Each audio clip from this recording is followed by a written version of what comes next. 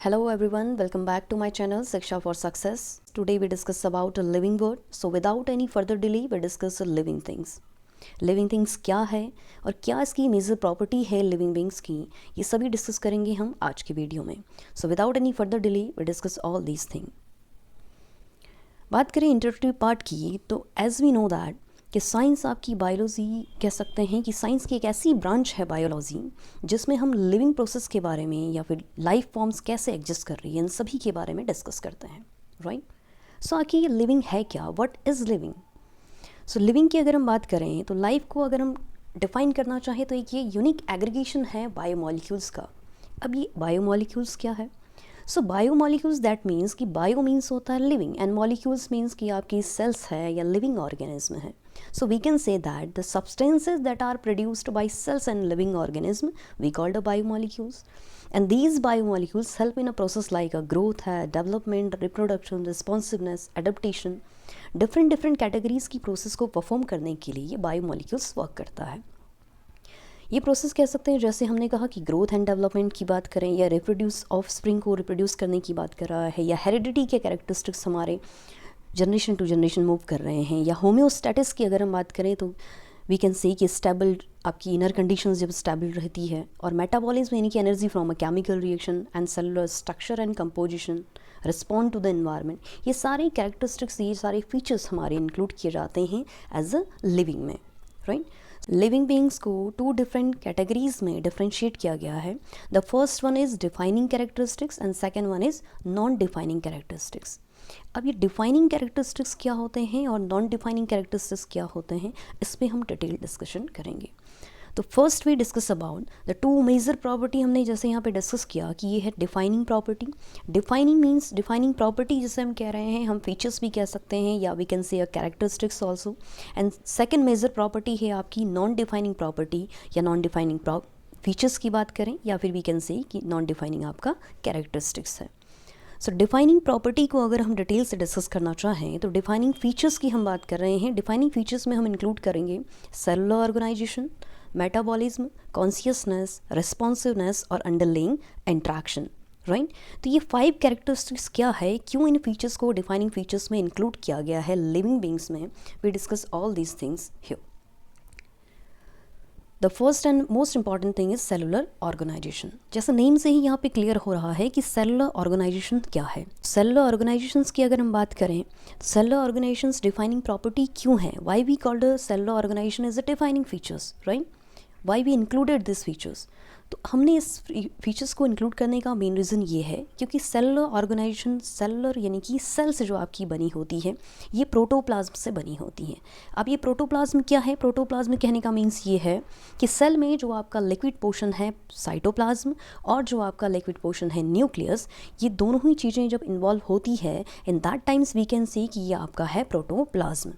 और अगर हम प्रोटोप्लाज्म की ही बात कर रहे हैं तो हम ये बता दें कि ये टर्म्स आपका कॉइन किया गया था पुरकिंजे के द्वारा, जिन्होंने ये टर्म्स कॉइन किया 1839 में, राइट. सो यहाँ पर हम ये कह सकते हैं कि सेलुलर ऑर्गेनाइजेशंस को भी हम यहाँ पे डिफाइनिंग प्रॉपर्टी में ऐड कर सकते हैं.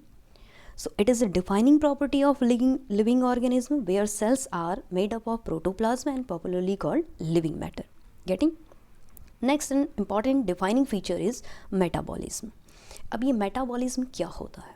The chemical changes that take place in a cell or organism, no metabolic reaction will perform without any enzymes. यानी कि एक केमिकल चेंज कह सकते हैं सेल और ऑर्गेनिज्म में, वो आपका मेटाबॉलिज्म है. यानी कि इस टर्म की अगर हम बात कर रहे हैं, ये मेटाबॉलिज्म कहने का मतलब है कि आपका कंस्ट्रक्टिव और डिस्ट्रक्टिव रिएक्शंस इसके बीच आपको देखने को मिलेगी. कैसे हम कह रहे हैं कि यहाँ पे कंस्ट्रक्टिव और डिस्ट्रक्टिव रिएक्शंस आपको देखने को मिलेगी. ये जो मेटाबॉलिज्म आप कह रहे हैं, ये मेटाबॉलिज्म में आपका विदाउट एनी एंजाइम्स ये हम एक्टिविटीज़ को परफॉर्म नहीं कर सकते हैं, राइट. सो मेटाबॉलिज्म को अगर हम फर्दर कैटेगराइज करें टू मेजर पार्ट्स में, तो ये है आपका एनाबॉलिज्म एंड कैटाबॉलिज्म. अब ये एनाबॉलिज्म क्या होता है और कैटाबॉलिज्म क्या है, we discuss all these things, okay. यहाँ पे जो मेटाबॉलिज्म हमने कहा, क्या ये मेटाबॉलिक रिएक्शंस डिफाइनिंग प्रॉपर्टी है और क्यों हमने डिफाइनिंग प्रॉपर्टी में इंक्लूड किया है, इस बात को सबसे पहले समझें. अगर ये लिविंग रिएक्शंस में परफॉर्म हो रही है, यानी कि मेटाबॉलिज्म की कोई भी रिएक्शंस हम कह रहे हैं कि when it is a living reaction in the living environment, in that times we can say it is a defining property. लेकिन in this some other cases it is a living reaction but a environment is non living, in that times what we can say, हम उस time पे क्या कहेंगे जब आपका environment non living है लेकिन आपकी एक्टिविटी लिविंग आपकी रिएक्शंस इनर साइड पे हो रही है, right. So we can perform 1 or 2 reaction outside of the cell but whole metabolism can not perform out of the cell. So the metabolism is the defining property of living organism. What I'm trying to say, यानी कि हम यहाँ पे क्या कर रहे हैं कि 1 or 2 रिएक्शंस हमारी अगर आउटसाइड बॉडी हो रही है, सेल की आउटसाइड ऑफ द बॉडी हो रही है, तो यहाँ पर तब भी ये मेटाबॉलिज्म आपका डिफाइनिंग कैरेक्टरिस्टिक्स कहलाएगा, राइट. सो क्योंकि यहाँ पे इन्वायरमेंट अगर भले ही आपका नॉन लिविंग है लेकिन अदर्स जो आपकी मेजर जो पोर्शन है वो आपका लिविंग रिएक्शंस आपका इनर साइड हो रहा है, right. That's the reason we can say कि ये आपका क्या है, डिफाइनिंग प्रॉपर्टी को शो कर रहा है. Difference between catabolism and anabolism. अगर हम बात करें डिफरेंस की, सो एनाबॉलिज्म एंड कैटाबॉलिज्म को अगर हम डिफ्रेंशिएट करना चाहें तो फर्स्ट अगर बात करें एनाबॉलिज्म की, तो set of metabolic pathways that synthesise larger molecules from a smaller ones. यानी कि यहाँ पे सिंथेसाइज करने का काम हो रहा है. यानी कि कैसे सिंथेसाइज हो रहा है, स्मॉलर आपके मॉलिक्यूल्स को अगर हम लार्जर मॉलिक्यूल्स में अगर आपका सिंथेसाइज कर रहे हैं, this process we called anabolism. और अगर कैटाबॉलिज्म की बात कर रहे हैं यानी कि set of metabolic pathway that break larger molecules into a smaller one. Catabolism ये वर्ड का मीनिंग ही क्या है, आपका ब्रेक डाउन करना. दैट मीन्स यहाँ पे क्या है कि लार्जर मॉलिक्यूल्स आपके पास हैं और उन लार्जर मॉलिक्यूल्स को आप क्या कर रहे हैं, स्मॉलर वंस में क्या कर रहे हैं, ब्रेक डाउन्स कर रहे हैं. तो ये आपकी क्या होगी, कैटाबॉलिज्म प्रोसेस, राइट.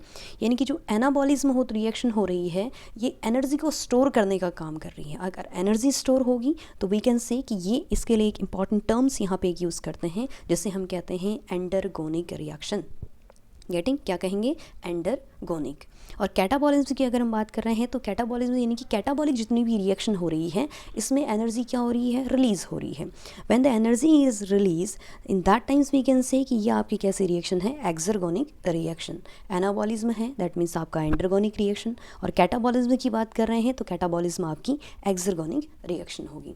तो ये आपका सिंपल डिफरेंस हो गया आपका एनाबॉलिज्म और कैटाबॉलिज्म में. इस तरह से हम कह सकते हैं कि कैटाबॉलिज्म और एनाबॉलिज्म मेटाबॉलिज्म का एक पार्ट है, right. Third and important process is consciousness. Consciousness को हमने डिफाइनिंग प्रॉपर्टी क्यों कहा और क्या है ये आपका कॉन्शियसनेस. अगर हम बात कर रहे हैं कॉन्शियसनेस की, दैट मीन्स ये अवेयरनेस. किस तरह की ये अवेयरनेस है, यानी कि it is the awareness of the surrounding and response to external stimuli. Surrounding में आपका अगर अवेयरनेस है और हम कह रहे हैं कि एक्सटर्नल स्टिमुलाई के साथ क्या कर रहा है, रिस्पॉन्स कर रहा है, in that times we can say कि ये आपका क्या है, कॉन्शियसनेस है.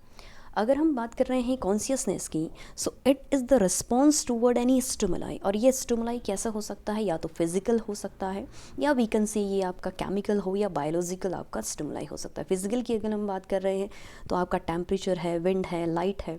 या केमिकल की अगर हम बात करें कि जो आपकी पॉलन ट्यूब्स टूवर्ड्स ओवरी अगर आपका रिस्पॉन्स दे रहा है, या बायोलॉजिकल वे पे हम कह सकते हैं कि सेल्स और releases some chemical जो response to other organism, we can say all these stimuli, right. तो इसके बीच में आपका किस तरह का consciousness का आपका response है toward any stimuli, तो ये आपका क्या होगा, consciousness होगा. getting, so consciousness is the response toward any stimuli like physical, chemical or biological. Next important defining characteristics is responsiveness. Responsiveness means what? The quality of having a reaction to something or someone, especially a quick or positive reaction. अब ये quick और positive reactions की अगर हम बात कर रहे हैं, रिस्पॉन्स का मतलब क्या होता है, रिस्पॉन्स तो आ रहा है लेकिन ये रिस्पॉन्स आपका कैसा है, पॉजिटिव रिएक्शन हो रही है. यहाँ पे समथिंग या समवन हम कह सकते हैं जब यहाँ पे रिएक्शन हो रहा है, ये क्वालिटी इसकी क्या कहलाएगी, रिस्पॉन्सिवनेस. यानी कि from the simplest prokaryotes to the most complex prokaryotes ये सभी प्रोसेस इन्वॉल्व की जाएगी आपकी रिस्पॉन्सिवनेस में.